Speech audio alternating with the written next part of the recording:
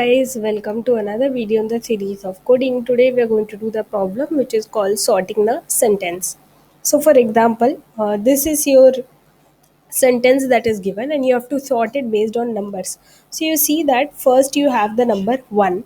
So in front of 1 you have this. So basically you should just put the word this first. Okay, next after 1, okay, you have the number 2. So you have the word is, that is what you should put after this. Now you have the number 3. Now before the number 3 you have the word a, so this is a.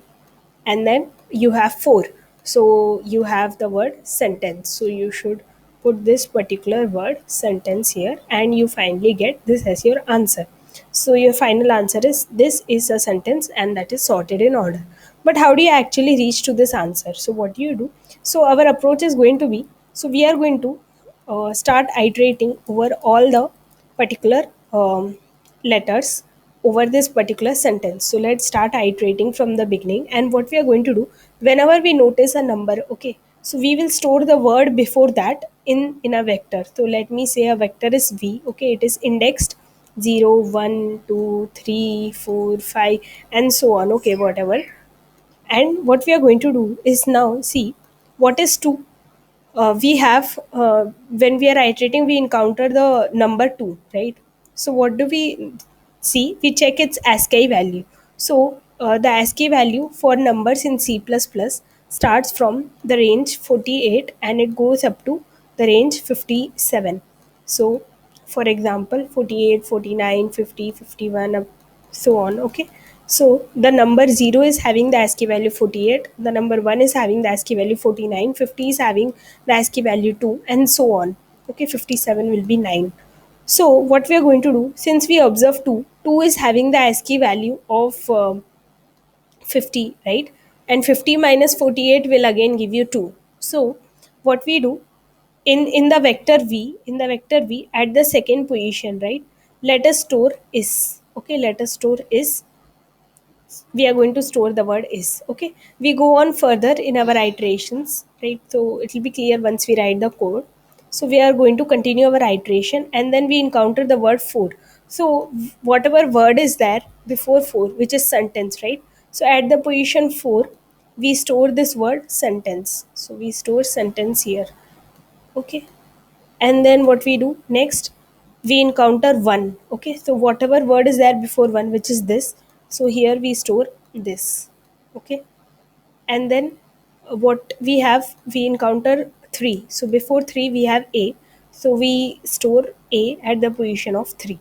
Now we have to just add spaces here and then we have to return this answer, so we can iterate over the entire vector v and then we can just finally combine all these four, okay. So we'll just combine all these four things and then we can return this as our answer. So this will be our logic and let us start coding it.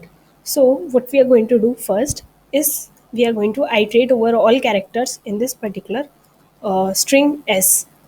And what do we mean by iterating? So we have to store word each time, so as discussed in the solution, right? So what we are going to do, we are going to store the character each time, okay. So let me write string word here. Now what we are going to do is, whenever we see a number, how can we check if it's a number? So we saw that the ASCII value for number is between 48 to 57. So if s of I is greater than 48 and s of I is less than equal to 57, that means it's a number, right? It's a, we have seen a number. Then what we can do is we can simply, okay, store the word which we have seen till now. Where do we store it? We have to store in our vector v that we just declared, right? So let's declare that vector which is going to hold strings and let me call it v. And since it is given that number of words is between 1 and 9, okay, so let me just take the size to be 10 here. So v of s of I minus 48. Why am I doing minus 48? Because the ASCII value starts from 48, right?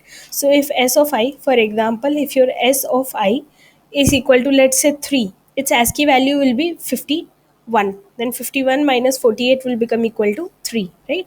So in place of v of 3, you can store this particular word. And once you store this word, what can you do? Again, you can make the word equal to normal.